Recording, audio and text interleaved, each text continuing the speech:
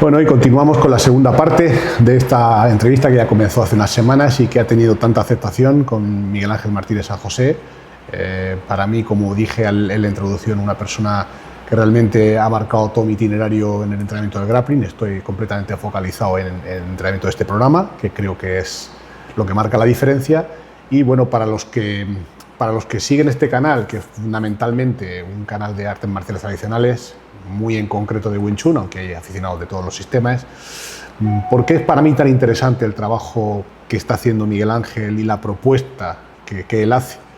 Bueno, es muy enriquecedora para el Kung Fu, porque utiliza lo que yo llamo el método científico, sin friquismos, ¿no? Pero cuando hablamos de método científico no hablamos ahora de un laboratorio para hacer ensayos, pero sí de poner sentido común a las cosas, ¿no? Él habla, en su primera parte de la entrevista, habla de ser eficiente, de ser eficaz, ¿no? Y bueno, eso se basa en el conocimiento profundo de las posiciones y tener soluciones táctico-técnicas para esas posiciones. Y para eso hace falta hay que estudiar mucho. Y como vimos, pues Miguel Ángel es una persona que ha estudiado mucho. Miguel, continuamos con lo que estábamos. Hola. Bueno, continuamos un poco en la charla, que hemos recibido muchos comentarios de la gente, en las cuales lo que más sorprende es precisamente ese enfoque científico que digo, que sería muy adaptable a lo que yo también hago en Wing Chun desde hace muchos años, que es intentar dar sentido a las cosas. Pero bueno, estábamos hablando de, cuando acabó la primera parte de la entrevista, sobre tu experiencia con el método de John Danaher y por qué considerabas que era superior a otras cosas, ¿no? Vamos a hablar un poco sobre ello. Sí, es que es superior por una cosa muy sencilla, porque todos los patrones de las artes marciales te enseñan las técnicas que tú repites, pero no te enseñan a que tú pienses. Eso es lo que a mí, habiendo estado con la mayoría de los programas de academias estos mundiales, es la única diferencia que noto entre todos los demás, que te da una guía para que tú aprendas y tú desarrolles, ¿vale? En las artes marciales hay estilos tan sumamente tradicionales que pasan 1000 años y se siguen repitiendo los mismos patrones, ¿vale? Entonces, el enfoque es totalmente diferente. Te enseña técnicas, por así decirlo, pero no para que tú las repitas. Te dice la lógica que hay detrás para que tú aprendas esa lógica. Y entonces tú aprendas a pensar por ti mismo. Y entonces tú lo adaptas a lo que quieras hacer, a cualquier arte marcial, a cualquier regla a la que vas a competir. Sí. Por ejemplo, en Grappling Jiu-Jitsu hay en la noche y el día una federación u otra. Se puede atacar a las piernas, no se puede hacer cosas en pie que en otras no se pueden, se puede saltar, no se puede saltar. Entonces tú, teniendo eso, puedes preparar atletas que van a una competición o van a otra, o cosas tan dispares como el Jiu-Jitsu para IBJ, como lo que sea, Jiu-Jitsu, una competición de Jiu-Jitsu normal de brasileño, o Jiu-Jitsu para las MMA o cualquier cosa. O Jiu-Jitsu, por ejemplo, para el Wing Chun. O sea, tú aprendes a dónde lo quieres llevar. Sí, al final es un cambio como de escenarios, ¿no? Porque la gente que no conoce tanto el tema del Jiu-Jitsu, todo le puede parecer igual, pero en realidad competir con reglas IBJJF, que es la International Jiu-Jitsu, o competir con reglas de ADCC, no tiene nada que ver. O sea, de hecho, el entrenamiento tiene que ser muy diferente porque hay cosas que directamente en el Jiu-Jitsu IBJJ no tienes que preocuparte, claro, porque no están permitidas. Pero claro, en las otras reglas sí. Entonces, tu entrenamiento no tiene nada que ver. ¿Qué es lo que puede hacer que una persona, que un competidor pueda pelear con unas normas y con otras? Es lo fundamental, entender en profundidad de qué va el juego y poder adaptarlo a eso. Claro. Es que la idea es un ejemplo que es súper claro.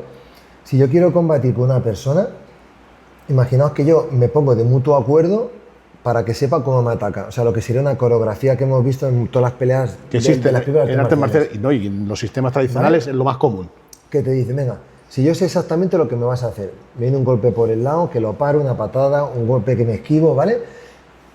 Eso, ¿cuál es el problema? Que en los deportes de golpeo, de striking, eso se hace por probabilidad. Es decir, un boxeador que cabecea mucho, al final esquiva mucho, pero no porque tiene la capacidad de que viene un golpe y me agacho. Eso no existe. No existe. O sea, la gente está confundida con eso. Nadie tiene la capacidad de reflejos de que viene un golpe y en condiciones de dos atletas preparados. Sí, sí. ¿Vale? Lo que sí ocurre es que probabilidad de esquiva, que tú estás moviéndote mucho y vas creando espacios y moviéndote, ¿vale? Pero en los deportes de contacto, cuando ya llegas al contacto con la persona, es totalmente diferente, ¿vale? Cuando tú estableces un contacto, como se puede hacer en Wing Chun, cuando hacéis el Chisai y todo eso, o como se puede hacer en Jiu-Jitsu, en Grappling, cuando tú llegas al contacto, ahí sí que tienes esa cierta capacidad si lo entrenas. Entonces, eso es lo que se insiste mucho, la manera que tiene de entrenar el programa de Danaher, ¿vale? Y por eso yo lo entreno tanto. Entrenas a una velocidad y a una intensidad que puedes desarrollar esa habilidad. Da igual la técnica que hagas, es que da lo mismo las técnicas al final se adaptan o las aprendes de cualquier lado. Entonces, si tú desarrollas esa habilidad, te hace ser totalmente superior. Es lo que hablamos en la anterior entrevista, las respuestas tempranas, es decir, sí, vas un paso por delante. Entonces, se ve que un oponente domina al otro, ¿vale? Entonces, realmente el enfoque de entrenar es, yo te enseño las técnicas, pero tienes que entrenarlas de esta manera. Y entonces tú vas a descubrir cosas, vas a descubrir por qué estiro el brazo, por qué no lo estiro, porque tú mismo lo vas a notar. O sea, hay una parte de un proceso, claro, que es autoconocimiento, ¿no? Cuando estás estudiando, tú vas desarrollando ese autoconocimiento en base a tu experiencia en las posiciones. Si no lo haces y haces solo la repetición, luego ocurren los temas tradicionales, que cuando he empezado a hablar, estaba hablando, lo podéis llevar a los temas tradicionales a cualquiera. Tú haces esto, yo hago esto, ¿vale? Eso puede ser una fase principal, o sea, en primaria para aprender. Pero si tu método de entrenamiento está basado en coreografía, luego no serás capaz de improvisar. Para improvisar hay que estudiar la posición a un ritmo y a una velocidad que te permita estudiar de verdad posibilidades. Claro. Sobre todo, por ejemplo, cuando hay cambios muy bruscos. Por ejemplo, enfocado al deporte, en el Wing Chun. Si a lo mejor, por ejemplo, los fundadores del Wing Chun, por circunstancias de la vida, hubieran viajado, por ejemplo, a zonas nórdicas, donde los oponentes eran 3 veces más grandes, habrían también desarrollado técnicas para eso, ¿vale? Entonces, que cambia todo, cambia el contexto. Entonces, mantener las artes marciales tradicionales no es porque haya cambiado la vida, ni por no respetar la tradición. Es que hoy en día todo está mezclado en la vida. Entonces, yo, por ejemplo, en una escuela de lucha, tienes deportistas muy bajitos y tienes deportistas de 2 metros. Y tienes deportistas que pesan 40 kilos y tienen moles de 100 y pico kilos, ¿vale? Totalmente. Cuando antes la gente no se cruzaban entre ellos, los estilos eran mucho más cerrados por esa sencilla razón, porque el asiático medio, por así decirlo, o la persona coreana media era de determinada manera. Por ejemplo, el taekwondo, si hubieran estado con nórdicos de 2 metros de alto más, muchas patadas de su sistema no valdrían, habrían necesitado patear abajo, ¿vale? Por propia supervivencia, porque no te llegaría la pierna a patear tan alto, por ejemplo, ¿vale? Sí, es un ejemplo que puede ser muy gráfico. Claro. Yo insisto mucho en el tema de adaptarse a los medios cambiantes, que eso es un poco lo que estás explicando. Adaptarse al medio cambiante es una obligación, no es algo que tú quieras, ¿no? Claro. Y el razonamiento sobre que los perfiles de luchadores en China, por ejemplo, eran muy parecidos, por pura lógica. Claro. China sufrió durante gran parte de su historia muchas guerras, muchas hambrunas, y eso hacía que la talla, los chinos cuando hablamos de un chino, era un chino pequeño, ¿no? Hoy en día no, hoy tiene unos chinos que dan miedo, ¿no? Pero por lo general los chinos cuando se fundó el Wing Chun y los temas sureños eran gente que vivía en plena guerra, en plena decadencia. Claro.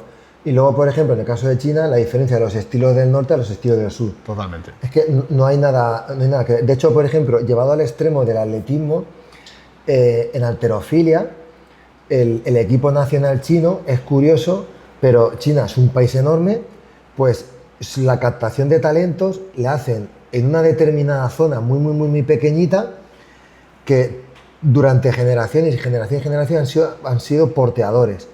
Entonces tienen un tren inferior descomunal de fuerza, ¿vale? Fíjate si es un país tan enorme que podrían coger deportistas de todos lados, no, pero son tan específicos. La halterofilia es un deporte súper específico porque solo se compite con 2 movimientos. Ya está. Entonces el atleta tiene que ser lo más específico posible. Entonces, curioso. Yo hablando con un entrenador de halterofilia hace años que había estado haciendo un campamento en China, me resultó curioso por eso. Porque cogen solo deportistas que son de esa zona porque genéticamente durante muchos años es una zona que eran todos porteadores. Sí. Entonces estaban acostumbrados a tener muchas cargas sobre el cuerpo y sin carros ni nada, a base de subir y bajar con las piernas, genética, generación tras generación, tiene esa estructura. Entonces, a mí, por ejemplo, a mí me gusta estudiar mucho los deportes. Un halterófilo que me encantó mucho, que rompió el molde de halterofilia, lo podéis buscar en YouTube, es muy interesante, es Lu Xiaojun. Lo que hace Lu Xiaojun es que en el movimiento que es el clean and jerk, hacen split squat. Cuando está la barra arriba, se hunde al suelo por completo, deja los brazos estirados y hace una sentadilla con 200 kilos, que llegó a cero con 205 kilos, una sentadilla con los brazos estirados. Entonces, tiene la estructura perfecta para hacer ese movimiento. Entonces, es la máxima expresión de la eficiencia. ¿Cuál es el problema de las artes marciales? Que la eficiencia es una utopía, es que no existe. No existe esa leyenda urbana del profesor de artes marciales que en una lucha vence a 20 a la vez. Es que de verdad, eso... Con lo que cuesta ya ganar a uno, vale, entonces, eso, claro, eso no existe. Lo que sí existe es que tú seas, durante gran parte de la lucha, más dominante que el oponente y estadísticamente al final vas a ganar. Si de una lucha de 1 minuto, durante yo 50 segundos estoy dominando, va a ser mucho más probable que gane yo al oponente, aunque en el último segundo consiga un golpe que no vea, ¿vale? Entonces, al final, la eficiencia se basa en eso, en que tú estés la mayor tiempo posible de la lucha dominando. Y al final, por propia estadística, vas a conseguir ganar la mayoría de las veces, ¿vale?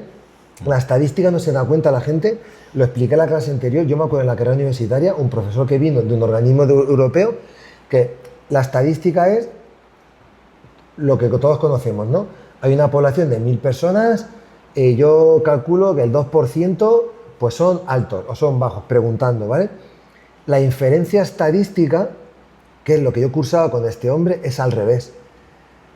Él te decía las probabilidades de que ocurran las cosas. Entonces me resultaba curioso porque estábamos todos los alumnos de la clase y él solo viendo nos decía, yo calculo que en clase estáis unas 3 personas que tiene 2 hermanos, una hasta que no sé qué, con preguntas que te hacía, y coincidía.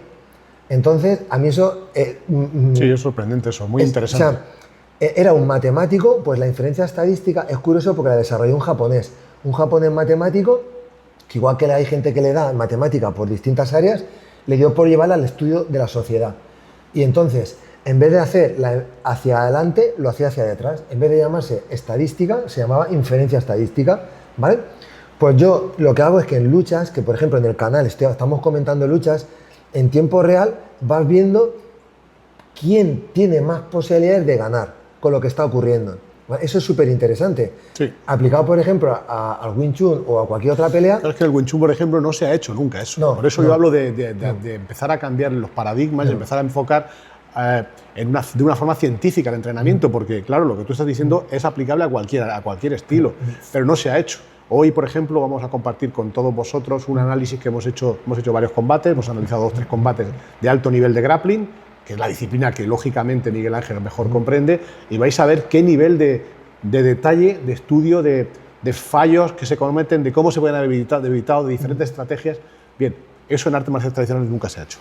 No, claro. Entonces, eso, cuando yo empecé a estudiar el programa me di cuenta que muchas cosas son probabilidad, ¿vale? Pero no es una probabilidad hacia adelante, que es lo que repito atrás, es hacia atrás, es inferencia estadística. Es que eso es súper interesante para cualquier arte marcial, porque te quitas al final, todas las artes marciales, lo que se está compitiendo es en el puro atletismo, y es que eso ya tiene límite. Es que la preparación física, la nutrición, ya no sé qué queda más de suplementación. Tú vas a cualquier tienda de barrio de suplementos y tienes 2000 botes diferentes de cualquier producto.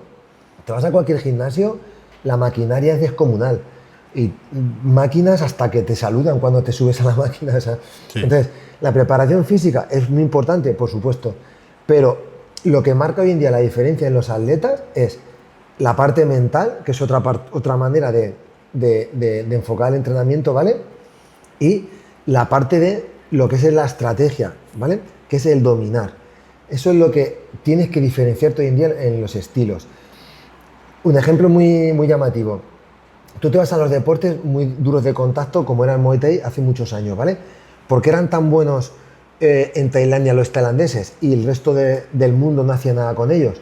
Porque simplemente el propio volumen de entrenamiento. Los tailandeses estaban todo el día con los low kick de niños, con tal, llegaban los europeos, no podían hacer nada. ¿Qué es lo que ocurre? Que llegó un momento que los europeos o los americanos empezaban a tener el mismo volumen de entrenamiento y ya no dominaban. Y hoy en día tú te vas, cuando estaban, por ejemplo, las competiciones tan importantes como el Grand Prix del K1 y todo eso, realmente lo que antes era que a lo mejor el 90% de los competidores eran tailandeses, ahora no. Tenías uno o dos muy buenos, un Pramuk, todos estos mundiales, pero tenías top mundiales europeos, holandeses. De hecho, es historia, pero bueno, una competición internacional que se hizo de Holanda contra Tailandia en el Lumpini, ganaron el equipo completo de Holanda, ganó al equipo completo de Tailandia. Que eso fue un hito. Los dos competían igual, pero había una gran diferencia. En el mismo tipo de entrenamiento, la estructura y la potencia que tenían los europeos era mayor que los tailandeses. Pero ahora se está otra vez igualando. Tú ves al luchador tailandés de hoy en día y la calidad muscular que tiene, la calidad atlética, no es el de hace 20 años. No, ocurre también en el jiu-jitsu, ¿no? En el jiu-jitsu brasileño ocurrió igual. Hace 15 años, el 99.9% de las categorías a todos los niveles en el mundial eran dominadas por brasileños. Hoy en día, lógicamente, sigue habiendo un dominio grande de los brasileños, pero cada vez es menor. Los americanos están llegando o han llegado por diferentes motivos. Muchos brasileños han migrado a Estados Unidos y comparten su conocimiento. Y hay en el no-gi, por ejemplo, hay un aumento de luchadores, sobre todo en la parte de Norteamérica, muy grande en el top mundial. Porque ellos es que se adaptan. Es que, a ver, los brasileños con el kimono, en mi opinión, van a pasar muchísimos años siendo dominantes, la mayoría de los deportistas, por una sencilla razón. Porque a los americanos o, por ejemplo, a los europeos no gusta tanto el kimono. Es más la percepción del contacto, de las MMA, del grappling, ¿vale? Es más la cultura que tienen del grappling. Si tuvieran los dos el mismo interés, en pocos años lo igualarían. ¿Por qué? Porque, ¿qué es lo que ocurre con los americanos? Que es una sociedad sumamente competitiva y sumamente analítica. O sea, los americanos, en cualquier negocio se invierte si ven la mayor mínima oportunidad de que haya negocio. Y eso mueve un ecosistema alrededor descomunal. Solo hay que ver el AFC, cómo ha crecido. Yo, por ejemplo, el AFC, que es el torneo mundial de grappling más prestigioso, por así decirlo, ¿vale? Es el AFC. Pues el que se hizo en China, la grada estaba vacía. Antes se hacía cada 2 años, no, eran todos los años al principio, y se cambiaba de continente. Pues el que se hizo en China, el que se hizo en España, en Barcelona, el que se hizo en Finlandia, es que prácticamente vacío. El de Estados Unidos ya no se va a mover de ahí. Porque es que venden las entradas un año y medio antes. Es Las Vegas, el centro de convención de Las Vegas está cerrado, la mitad del público, el presidente de Estados Unidos, estrellas de cine, no sé qué. Entonces, ¿qué es lo que ocurre? Que la gente donde muestra interés, entonces empieza a haber entrenadores que... Vale, lo que estaba explicando, el de la ECC, cuando llegan los americanos se interesan por eso, se monta un negocio descomunal alrededor. Y entonces es cuando sube el nivel. ¿Por qué sube el nivel? Y es lo que siempre explico. No es por entrenar más, es que el día no da para más. O sea, es lo que la gente no entiende. O sea, ¿qué vas a entrenar 28 horas si el día tiene 24 horas? Tienes que comer, dormir. Todo el mundo entrena en alto nivel, un volumen alto. Pero la diferencia es la manera de entrenar. Eso es lo que lo marca todo. Entonces, ¿qué es lo que ocurre? Que los americanos son muy competitivos para todo. Entonces ellos intentan diferenciarse en todo. ¿Qué es lo que hicieron? Una cosa que a mí me resultó curiosa, modificar todos los entrenamientos. Entonces, es un dato muy curioso. Las escuelas tradicionales que llegaron a Estados Unidos, al principio, por así decirlo, se dominaba, hoy en día están obsoletas. Hoy en día solo se mantienen con competidores de alto nivel las que han evolucionado. O sea, es que... Y otra vez de nuevo lo de la adaptación a un medio cambiante. Claro.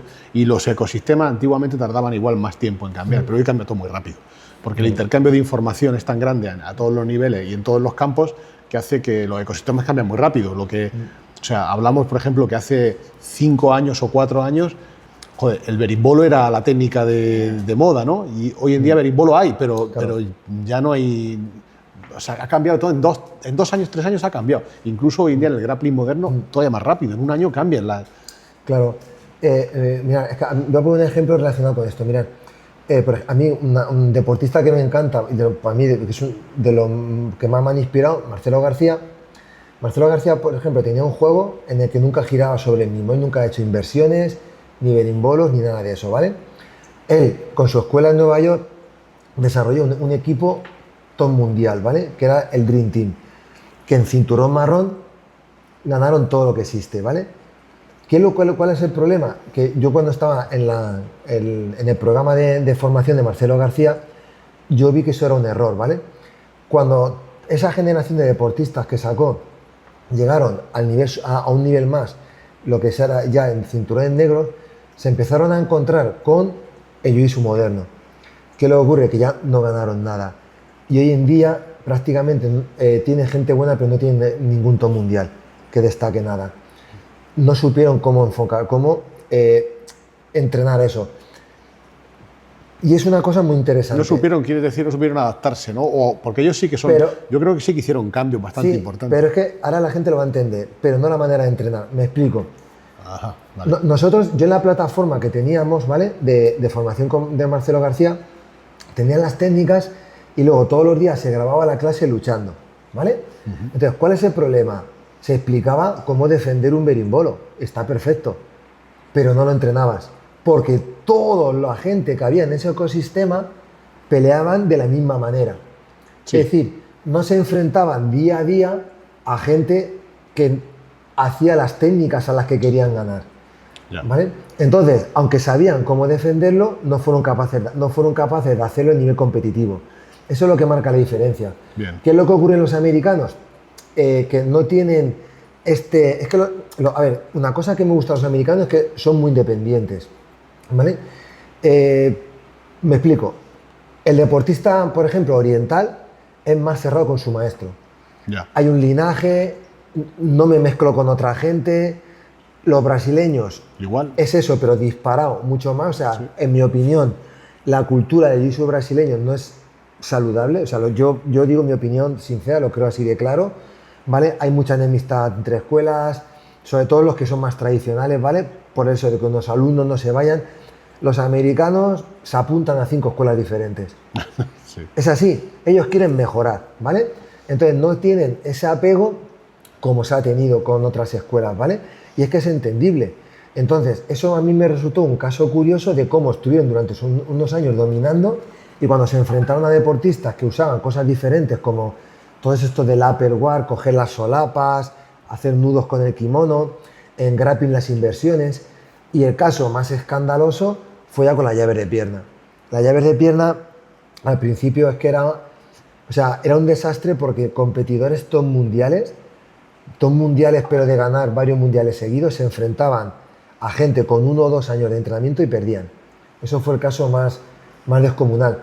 De hecho, yo que seguía mucho la ECC, un deportista que para mí era un ídolo en Jiu-Jitsu, que era Rodolfo Vieira, ¿vale? Se supone que a la ECC, que fue por invitación, ni siquiera tuvo que hacer los trials, ¿vale? Cuando ganó el mundial y el absoluto de Jiu-Jitsu, fue por invitación, ¿vale?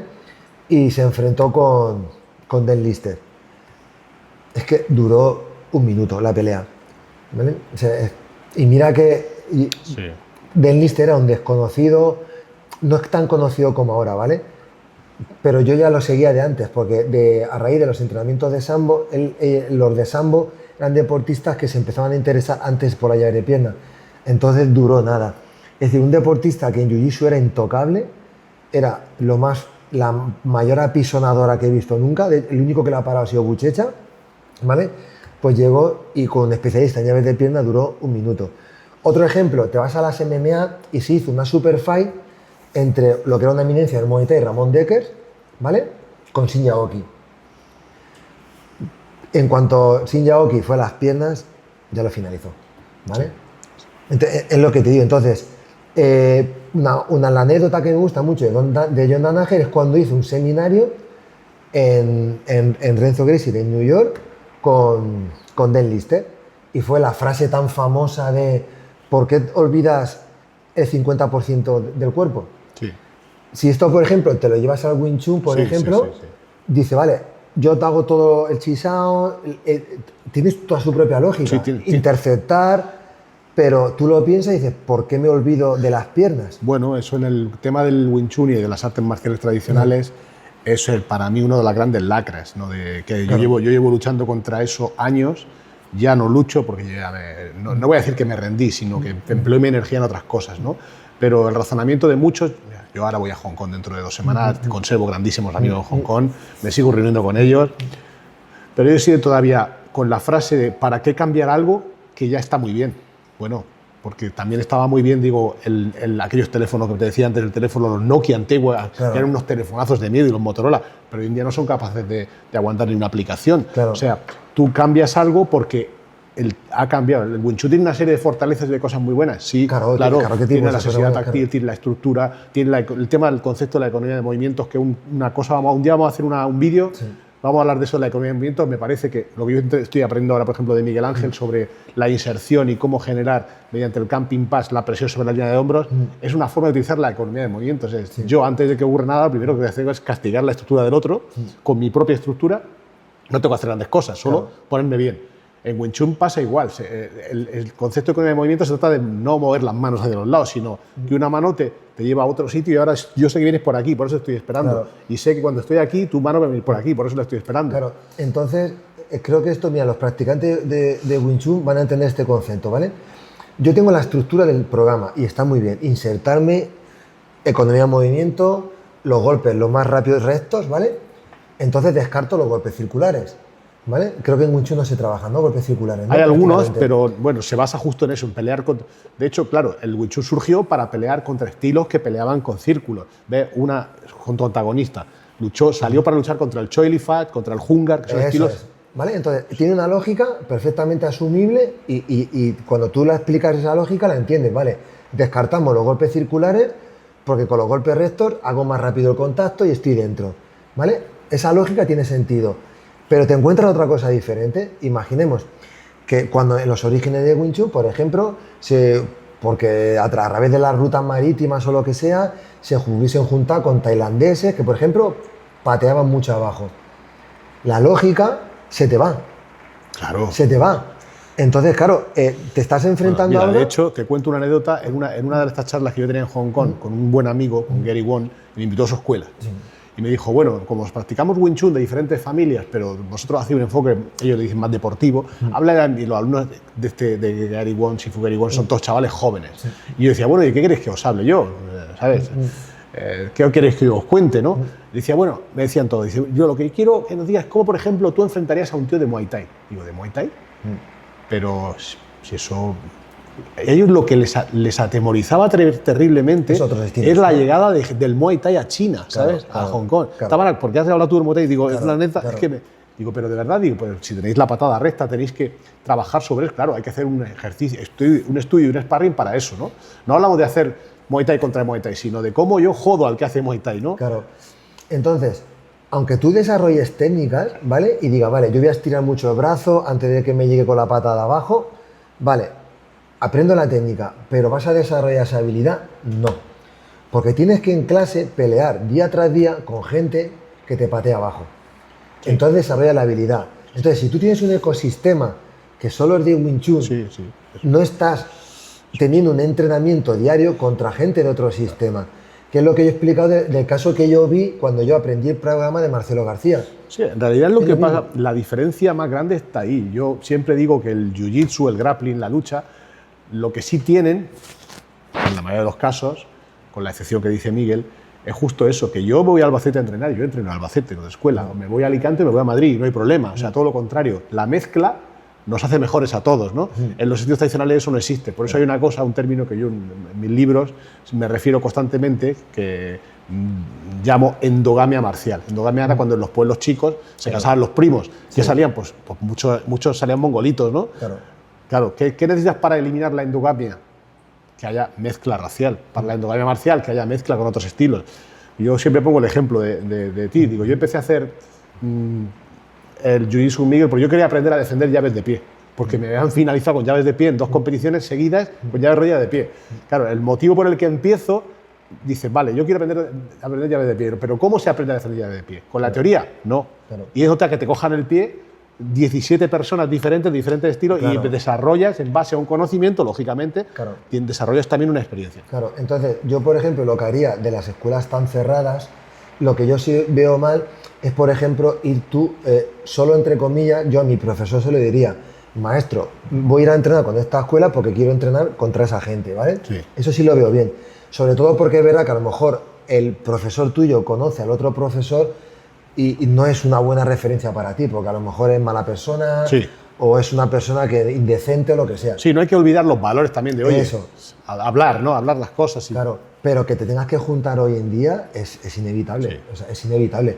Entonces, mantener la tradición, por supuesto. O sea, si es que ¿qué más tradición hay que saludar antes del tatami? Sí. Que el respeto. Si es que la mayor tradición que tienen las artes marciales es el propio respeto. Claro, eso es. Pero no el sistema. O sea, Fíjate, este sábado próximo, justo este sábado, hay una reunión del Departamento Nacional de Wing Chun. Antes se hacía una vez al año, ahora se hace 3, como experiencia, que nos juntamos varias escuelas a compartir, ¿no? A hacer entre nosotros, mira, yo hago este enfoque.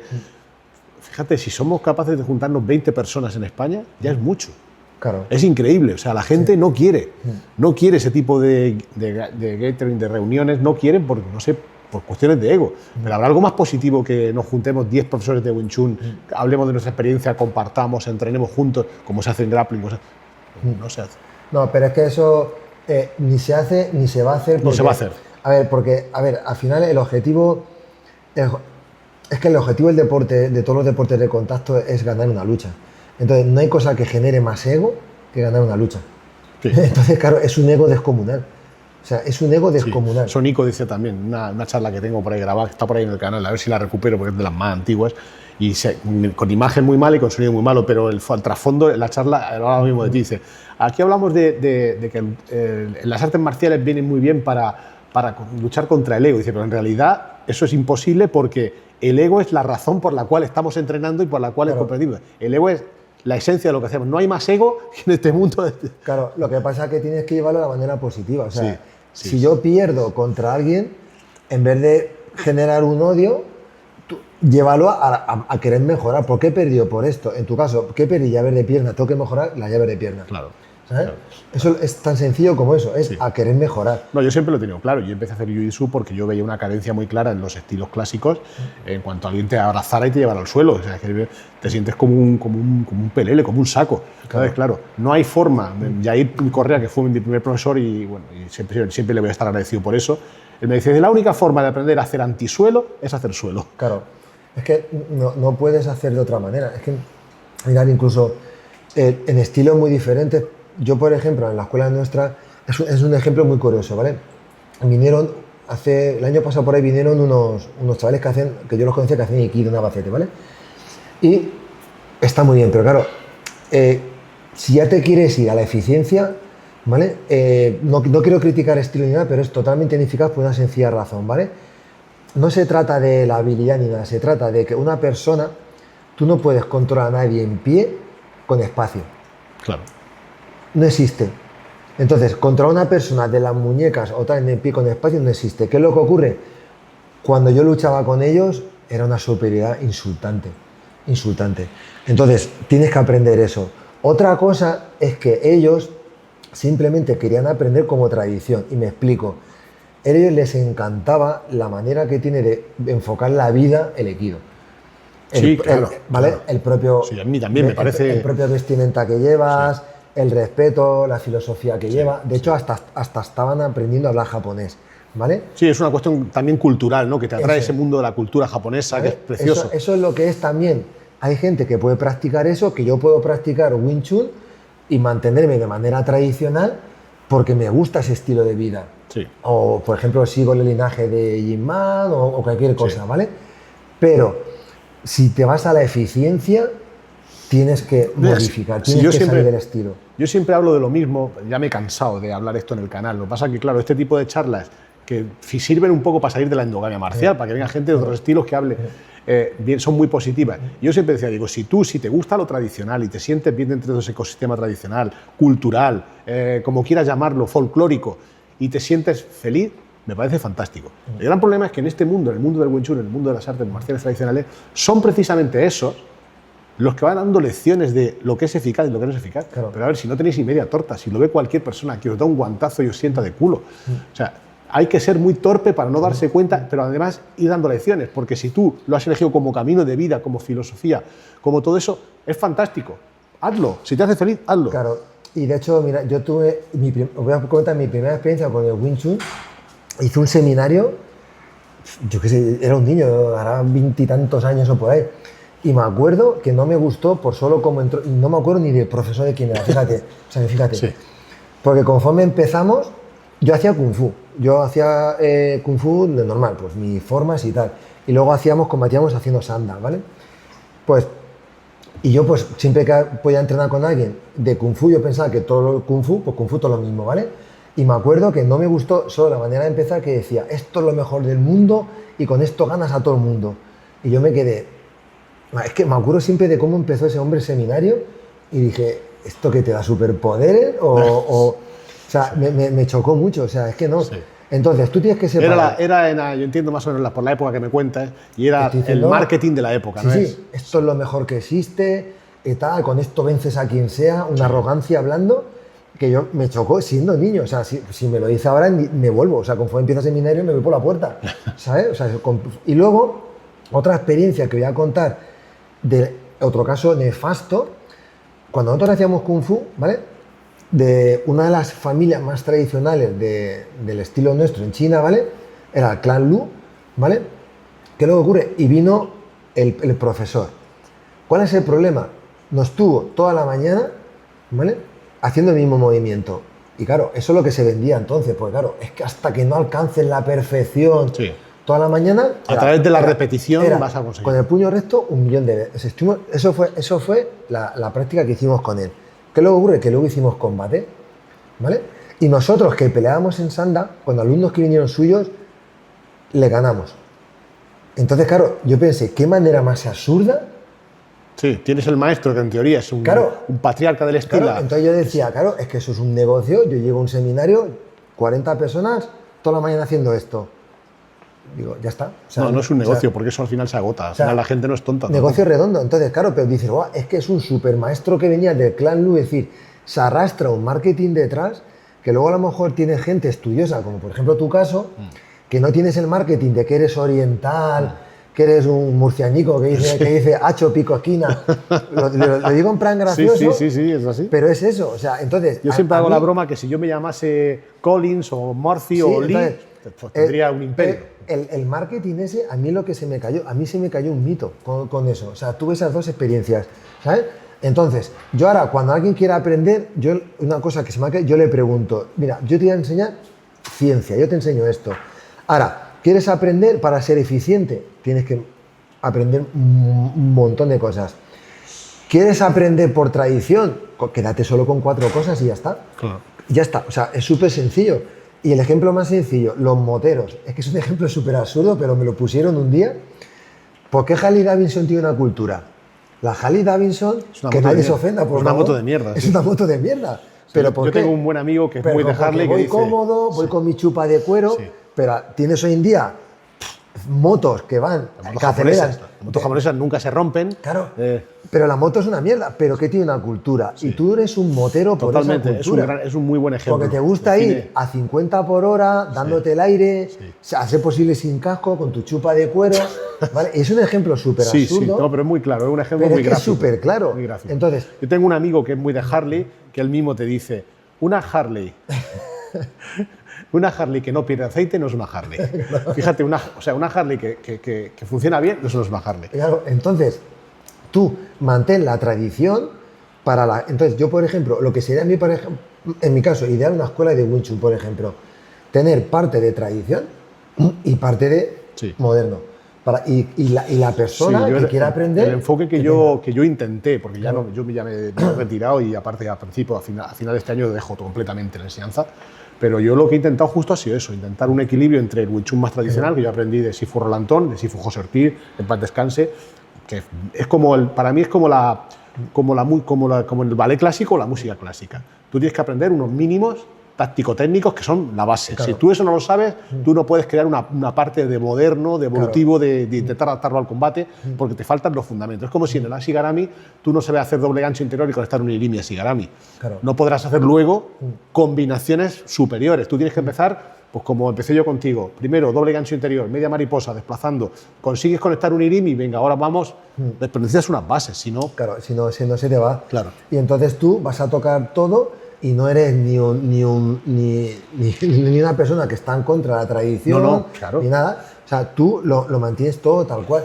Eso es lo que yo Claro, que siempre he defendido. en este ecosistema es muy difícil porque yo lo que he intentado es justo lo que tú has dicho. ¿Y qué he conseguido? Que los tradicionalistas digan que soy un hijo de puta que rompe la tradición, que eso no es Wing Chun, y los modernistas que sigo haciendo con el Wing Chun tradicional, que eso no sirve para nada. Entonces, claro, al final, este mundo, muchos no lo comprenden, llega a ser muy agotador. Sí. Porque la mayoría de vosotros lleva 3 días en esto, pero cuando llevas 35 años escuchando las mismas mierdas y ves que no cambia ni va a cambiar nunca, dices, bueno, tío, iros a tomar por culo. Yo voy a dedicarme a otras cosas, voy a dedicarme a practicar yo aquí con mi grupo de gente. Ayer ya me decían algunos alumnos de mi lab de aquí de Murcia, que son puros practicantes de Wing Chun, oye, ¿cuándo vamos a volver a las clases de entrenamiento de lucha y suelo? Digo, en cuanto tenga el tatami, que va a venir ya. Pero ellos ya te lo piden ellos, ¿sabes? Claro. Porque lo necesitan, oye, y los ves haciendo su doble gancho interior, conectar su irini, claro, tirar su llave recta, tirar su aoki lock. Ya empiezan ellos y te lo piden ellos, porque lo necesitan. Claro. Entonces, al final es mantener la tradición, porque es que, a ver, el mayor respeto que le puedes tener a los fundadores de las artes marciales es mantener lo que hicieron, pero tienes que evolucionarlo. Sí.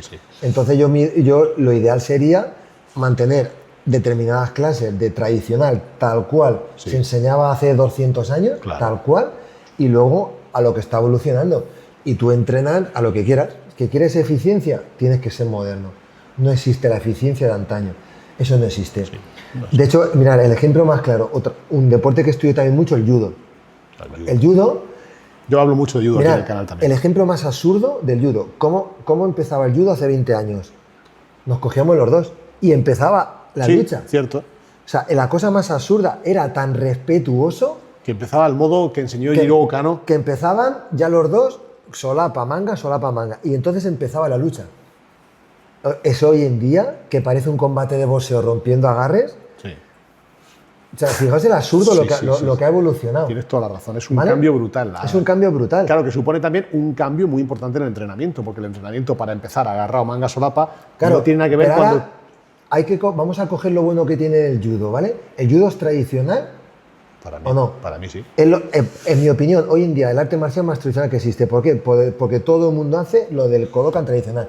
Todo el mundo se viste con un kimono blanco y todo hace sin parches. La estructura, Jigoro Kano hizo la estructura, ¿vale? 4 partes, ¿vale?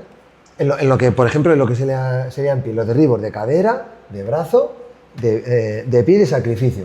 Ashiwaza, Koshiwaza... Sí, eso es para mí lo que sería el Wing Chun clásico, ¿vale? Lo que sería la danza clásica o los fundamentos. Es que sin eso no puedes crear nada. Eso es. Y tú te vas a un gimnasio de judo de Angola, a uno de España o uno de Japón y vas a entrenar todo el mundo igual. Pero ¿qué es lo que ocurre? Que los competidores todos están evolucionados. Todos. De hecho, por ejemplo, lo que sería un sacrilegio para Kano, a mí me gusta mucho el judo que hacen en Mongolia. Es todo de rodillas en el suelo. Todas las técnicas son drop, son con la rodilla en el suelo. O sea, Jigoro Kano, bajar las rodillas al suelo, al hombre le había dado un infarto. Al hombre le había dado un infarto. ¿Vale? Y entonces